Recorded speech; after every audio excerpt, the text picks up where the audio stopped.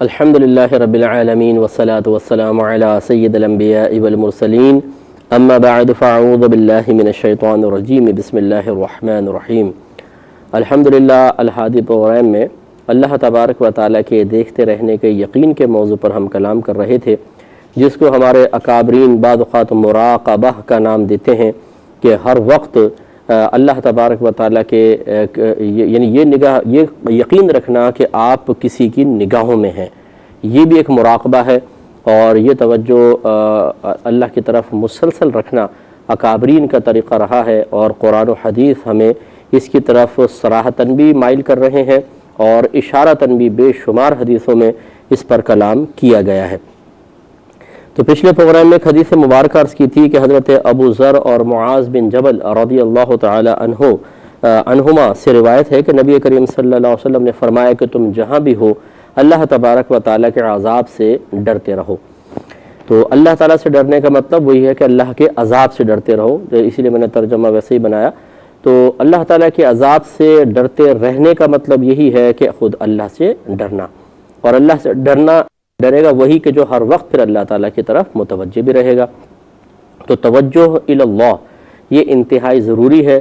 ہم مصیبتوں میں یا کوئی سخت آزمائش آتی ہے تو اللہ کو خوب یاد کرتے ہیں، اور اس کے بعد جب اللہ تعالیٰ ہمیں ایک نارمل کنڈیشن میں لے آتا ہے یا پھر ہمیں ایک خوشی والی، مسرت والی، آرام و آسائش والی زندگی عطا فرما دیتا ہے تو پھر تو ہم اللہ تعالیٰ کو اکثر بھول جاتے ہیں، کبھی کبھار یاد آ جاتا ہے، ورنہ ہماری توجہ 24 گھنٹے ہماری سوچ فکر یہی ہوتی ہے، بیوی بچے ماں باپ نوکری دوست احباب، میری گاڑی، میرا فلیٹ، میرا کاروبار، میرا بنگلہ، میرا بزنس، انہی کی طرف ہم متوجہ رہتے ہیں۔ بہت ہی 24 گھنٹے میں سوچ اور فکر کا مختصر سا حصہ اللہ کے لیے ہے، جبکہ ہمارے اکابرین کا معاملہ یہ تھا کہ وہ 24 آور اللہ تعالیٰ کی طرف متوجہ رہتے تھے، یعنی جب بھی عالم ہوش میں ہوتے تھے، سو رہے ہیں وہ ایک الگ مسئلہ ہے، باقی اسی طریقے سے کسی اور اپنی حاجت میں مصروف ہیں، وہ ایک شاید عدم توجہی کی تھوڑا سا سبب بنے، لیکن پھر بھی یک گنا خیال اللہ کی طرف، اس کے علاوہ مستغرق رہتے تھے اللہ کی یاد میں اور اللہ تعالیٰ کی طرف متوجہ رہتے تھے۔ دنیا کی طرف بہت ہی کم ان کا دھیان ہوتا تھا، وہ بھی بقدر ضرورت، وہ بھی صرف اس وجہ سے کہ مطلب وہ بھی بعض اوقات دین کی تقویت کا سبب بنتا ہے، ورنہ اللہ کی طرف متوجہ رہتے تھے۔ تو ہمیں بھی تھوڑا تھوڑا اپنی زندگی کو تبدیل کرنا چاہیے، اپنی سوچ کو بدلنا چاہیے۔ یہ کبھی مت سوچئے کہ جی اتنے سے کیا ہوگا۔ آٹے میں نمک بہت تھوڑا سا ہوتا ہے لیکن وہی ذائقہ بناتا ہے، اسی طرح سالن کے اندر نمک بہت تھوڑا سا ہوتا ہے لیکن اسی سے ذائقہ بنتا ہے، کم زیادہ کر دیں نقصان ہو جاتا ہے، کھانا بے ذائقہ ہو جاتا ہے۔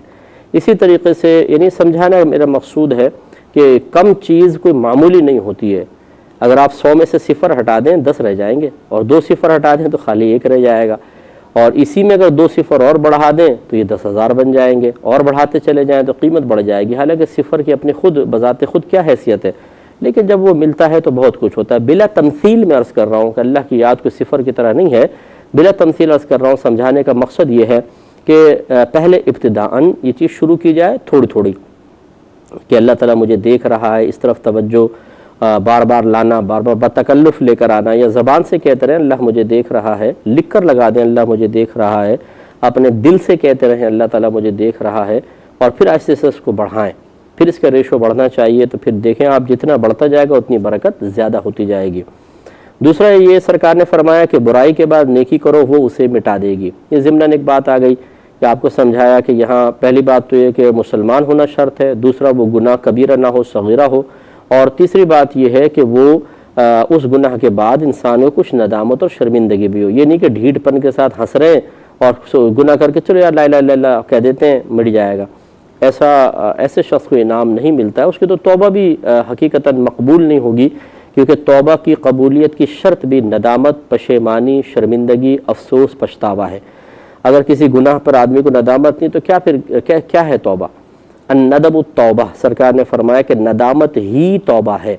یہ کتنی بڑی بات سرکار نے بیان فرمائی کہ خالی رسم جملے کہنا، کانوں کو ہاتھ لگانا، یہ اللہ کی بارگاہ میں توبہ کی قبولیت کی علامات نہیں ہوتی، نہ یہ ریکوائرمنٹ ہے، بلکہ اللہ تبارک و تعالی انسان کے قلب کی ندامت اور شرمندگی پر اس کو انعام عطا فرماتا ہے، اور حقیقتاً تو یہ ندامت شرمندگی بھی اللہ تعالیٰ کی ہی عنایت سے ہوتی ہے، اس لیے اللہ تعالیٰ سے یہ مانگنی چاہیے کہ اللہ تعالیٰ تو مجھے وہ تمام اوصاف عطا فرما جو تجھے پسند ہیں۔ خلاصہ کلام یہ ہے کہ بہرحال اگر ایک مسلمان ہے اپنی کسی خطا پر وہ اپنے آپ کو روک نہ سکا اور اس سے صادر ہو گئی اور اب شرمندہ بھی ہے اور وہ خطا صغیرہ گناہ میں سے ہے، کبیرہ میں سے نہیں ہے، تو فوراً کوئی نیک عمل کر لے، اللہ تبارک و تعالیٰ اس کے گناہ کو بخش دے گا۔ اور فرمایا کہ لوگوں سے اچھے اخلاق سے پیش آؤ۔ اچھے اخلاق سے مطلب اچھی عادات کے ساتھ پیش آؤ۔ خالی اخلاق یہ نہیں کہ اپنی بتیسی آپ ظاہر کر دیں چمکتی ہوئی کہ جی بڑے اچھے اخلاق والے، جی مسکرا کے ملتے ہیں، جی سلام کرتے ہیں، یہ اخلاق کا ایک حصہ ہے۔ اخلاق خلق کی جمع ہے، خلق مانے عادت۔ اچھی عادات کے ساتھ لوگوں کے ساتھ ملو، تو اچھی عادتیں ہونی چاہیے۔ وہ دیکھیں ایک عارضی کرنا یہ بھی ایک اچھی عادت ہے، سچ بولنا یہ بھی ایک اچھی عادت ہے، اللہ تعالیٰ کے مطیع و فرمانبردار بننا بتکلف یہ بھی ایک بہت اچھا عمل ہے۔ خوش اخلاق آدمی وہ نہیں ہے کہ جو صرف مسکرا کے کسی سے بات کر لے، جیسے ہم بعض سیلز مینس کے بارے میں کہتے ہیں جی بڑا خوش اخلاق ہے، ہمیشہ مسکرا کے ملتا ہے۔ وہ مسکرانا تو اس کی مجبوری ہے، اس کو چیز بیچنی ہے۔ اور ایک ہوتا ہے کہ اللہ کی رضا کے خاطر آدمی ہر چیز اپنے مطلب عادات و اطوار کو بہت اچھا کر لے، تو اس کو ہم کہیں گے حقیقتاً یہ ہے خوش اخلاق، اور اس شخص کے لیے بڑا انعام ہے۔ ایک اور روایت دیکھیے، حضرت ابن ترمذی کی روایت ہے، حضرت ابن عباس رضی اللہ تعالی عنہما اس کے راوی ہیں۔ یہ کہتے ہیں کہ ایک دن میں نبی کریم صلی اللہ علیہ وسلم کے پیچھے سوار تھا، آپ نے فرمایا کہ اے لڑکے، یا غلامو، اے لڑکے، کیونکہ چھوٹے تھے آپ، میں تمہیں چند کلمات سکھاتا ہوں، یعنی چند میری نصیحتیں یاد رکھو، یہ بہت ہی امپورٹنٹ نصیحتیں ہیں۔ پہلا آپ نے فرمایا کہ اللہ کے احکام کی پابندی کرو، اللہ تعالیٰ تمہاری حفاظت فرمائے گا۔ دوسرا فرمایا کہ اللہ تعالیٰ کے دین کی حفاظت کرو، اسے اپنے سامنے پاؤ گے۔ جب مانگو تو اللہ تعالیٰ سے مانگو، اور مدد طلب کرو تو اس ہی سے طلب کرو، اور جان لو کہ اگر تمام امت تمہیں نفع دینے پر متحد ہو جائے تو تمہیں وہی نفع پہنچا سکتے ہیں جو تمہارے مقدر میں موجود ہے، اور اگر سب کے سب تمہیں نقصان دینے پر اجتماع کر لیں، اتفاق کر لیں، ایکا کر لیں، تو اسی قدر نقصان پہنچا سکتے ہیں جو اللہ تعالیٰ نے تیرے لیے لکھ دیا ہے۔ پھر فرمایا قلمیں اٹھا دی گئیں اور صحیفے خشک ہو گئے۔ یہ بھی دیکھیں کہ نفیس حدیث ہے، مراقبہ سکھاتی ہے ہمیں۔ اس کا ایک حصہ جو بہت ہی امپورٹنٹ ہے کہ اگر مطلب سرکار فرماتے ہیں اگر ساری دنیا تجھے نقصان پہنچانے پر مجتمع ہو جائے اتنا ہی نقصان پہنچا سکتی ہے جتنا اللہ نے تیری قسمت میں لکھ دیا۔ تو اس کا مطلب یہ ہوا کہ جب کوئی دشمن وغیرہ پیدا ہو جاتے ہیں، کوئی نقصان پہنچانے والے، جیسے آپ آفس فیکٹری میں کام کر رہے ہیں، وہاں پہ ساتھ رہنے والے کچھ ایسے ہو جاتے ہیں، کچھ رشتہ دار آپ کے خلاف ہو گئے ہیں، کچھ محلے والے ہو گئے ہیں، ایسے ہی آپ کسی خاص شعبے سے وابستہ ہیں، مثلا آپ صحافی ہیں، آپ جج ہیں، آپ وکیل ہیں، آپ کوئی عالم دین ہیں، اور آپ ہی کے شعبے کے کچھ لوگ ہوتے ہیں ہم عصر جو آپ کی شہرت سے، آپ کی دیانت داری سے، آپ کے اچھے اوصاف سے آپ سے جیلس ہو جاتے ہیں، وہ شرارتیں شروع کرتے ہیں، تو ہم بعض اوقات بے جا خوف میں مبتلا ہو جاتے ہیں، یعنی ہماری توجہ پھر اللہ کی طرف سے ہٹ کر صرف انہی کی طرف ہو جاتی ہے، اور ہم سمجھتے ہیں یہ خود مؤثر ہیں، مؤثر حقیقی ہیں، ہمیں نقصان پہنچا سکتے ہیں۔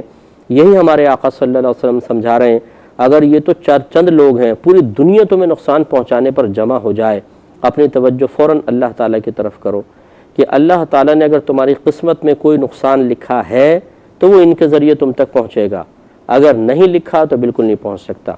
اسی طریقے سے ہم بعض اوقات خوش آمدید کر رہے ہوتے ہیں، کسی کی جھوٹی تعریفیں کر رہے ہوتے ہیں، اپنے آپ کو کچھ فائدے حاصل کرنے کے لیے ذلیل کر رہے ہوتے ہیں کسی کے سامنے، حتیٰ کہ اہل علم کو میں نے دیکھا ہے کہ وہ فساق اور جہلاء کی تعریفیں کر رہے ہوتے ہیں صرف اس وجہ سے شاید کہ کچھ ملے گا یا ان کے ذریعے شاید ہمیں کچھ اور عزت مل جائے گی، حالانکہ اللہ تعالیٰ نے علم کی دولت سے مالا مال کیا ہے، اتباع سنت کی دولت سے مالا مال کیا ہے، شریعت کا تحفہ عطا فرمایا ہے، اس کے باوجود اور پھر یہ نہیں کہ چلے ایک بند کمرے کے اندر اعلانیہ طور پر کسی کی اس طریقے سے تعریفیں کرنا، اور اعلانیہ طور پہ عام لوگ محسوس کر رہے ہوں کہ یہ اپنے آپ کو اس شخص کے سامنے ذلیل کر رہے ہیں، اپنے آپ کو کمتر ظاہر کر رہے ہیں، اور اس سے ایک فاسق و فاجر کو عزت حاصل ہو رہی ہو، تو ذرا سوچئے کہ یہ کوئی مناسب چیز ہے۔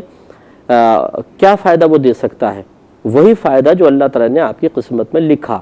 اگر آپ اپنی خودداری کو قائم رکھیں، بیجا تعریفیں نہ کریں، کسی کی مسکہ پالش نہ کریں، کسی کے قدموں میں نہ گریں، اپنی عزت کی دھجیاں نہ بکھیریں، تو اللہ تعالیٰ پھر بھی آپ کو وہ چیز عطا فرمائے گا، اس لیے کہ اس کا ازلی فیصلہ ہے۔ کون اس چیز کو آپ تک پہنچنے سے روک سکتا ہے؟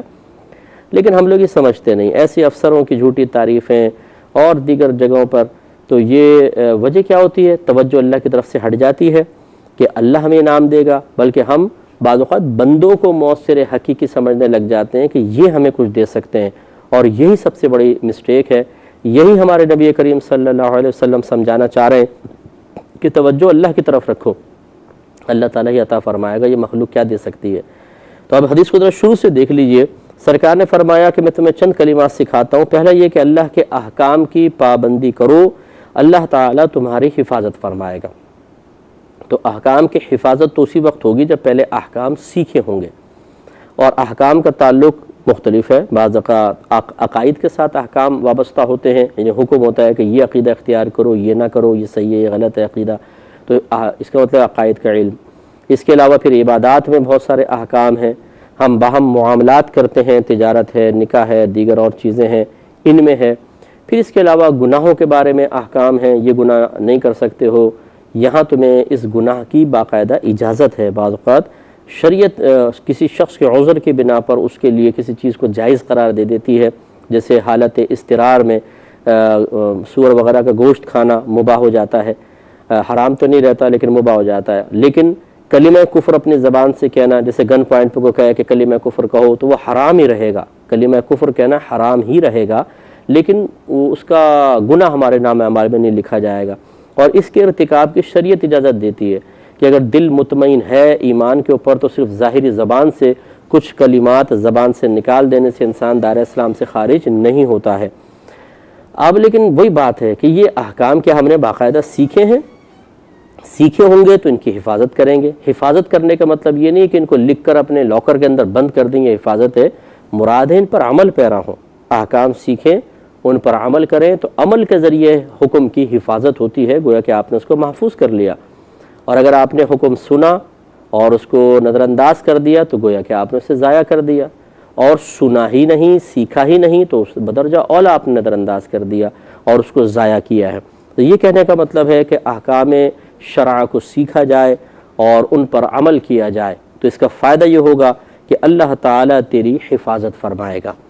بتائیے، اگر آج میں 12 گارڈ رکھ لوں آگے پیچھے دائیں بائیں، تو بڑا اپنے آپ کو محفوظ اور سیکور تصور کروں گا کہ بھئی اب میں ذرا محفوظ ہو گیا ہوں، لیکن نہیں ہے۔ کوئی بھی آ کے گارڈ سمیت لوگوں کو مار کے چلے جاتے ہیں۔ آپ جانتے ہیں کتنی بڑی بڑی سیاسی شخصیات اسی طریقے سے مار دی جاتی ہیں، اور بہت سارے لوگ جو بہت ہی لوگوں کی جھرمٹ میں ہیں، گارڈز ہیں، حفاظت کرنے والے بظاہر ہیں، لیکن جس کا محافظ براہ راست پھر اللہ تبارک و تعالیٰ ہو، بتائیے اس کے حفاظت کا انتظام تو کتنا سالڈ ہوگا، اور کون ہے کہ جو اس حفاظت کے حصار کو توڑ سکے۔ اور اس کے لیے بہترین طریقہ ہے اللہ تعالیٰ کے احکام کی پابندی کرنا، اللہ تعالیٰ کے حکم کو ماننا۔ تو یوں اگر انسان تھوڑا سا ذہن بنائے، اللہ تعالیٰ کے احکام کی پاسداری کرے، انہیں سیکھے، ان پہ عمل پیرا ہو، اور پھر اپنے اطراف والوں کے لیے بھی آسانی پیدا کرے کہ وہ بھی اس کو سیکھیں، تو یاد رکھیں اللہ تعالیٰ آپ کی حفاظت فرمائے گا۔ اسی لیے آپ دیکھیں میرے آقا صلی اللہ علیہ وسلم نے باقاعدہ کوئی گارڈز وغیرہ تو نہیں رکھے۔ شروع میں ایسا ہوتا تھا، کوئی ایک آدھ جب سرکار حفاظت فرماتے اور آرام فرماتے تو کوئی ایک آدھ صحابی تلوار لے کے کھڑے ہو جاتے تھے شروع میں۔ بعد میں اللہ تبارک و تعالیٰ نے جب حکم فرمایا کہ اللہ تعالیٰ آپ کی حفاظت فرمائے گا، تو سرکار نے یعنی باقاعدہ صریح حکم آ گیا۔ تو وہ تعلیم امت کے لیے تھا، یہ نہیں تھا کہ سرکار کو ڈرتے تھے معاذ اللہ ثم معاذ اللہ۔ سرکار تو اکیلے جنگلوں میں نکل جایا کرتے تھے، آپ کو کوئی خوف نہیں ہوتا تھا، آپ کسی سے نہیں ڈرتے تھے، صرف اللہ سے ڈرتے تھے۔ لیکن ظاہری طور پہ آپ نے باقاعدہ حفاظت کے لیے کچھ لوگ شروع میں کھڑے کیے ہیں۔ اس طرح جنگ میں کچھ صحابہ سرکار کے سامنے ہوتے تھے کہ تیر ہمیں لگے سرکار کو نہ لگے، اور سرکار منع نہیں فرماتے تھے، نہیں کہتے تھے ٹھیک ہے اللہ میری حفاظت کرے گا تم ہٹ جاؤ۔ تو یہ تعلیم امت کے لیے تھا کہ ظاہری اسباب آپ اختیار کر سکتے ہیں، لیکن توجہ کامل اللہ تعالیٰ کی طرف رہتی تھی۔